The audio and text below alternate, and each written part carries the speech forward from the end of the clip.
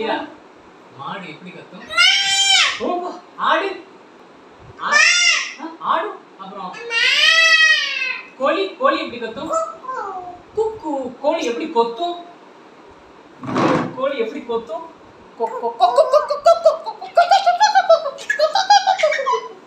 சரி சரி, அடுத்து அடுத்து அடுத்து நாய் எப்படி கத்தும்?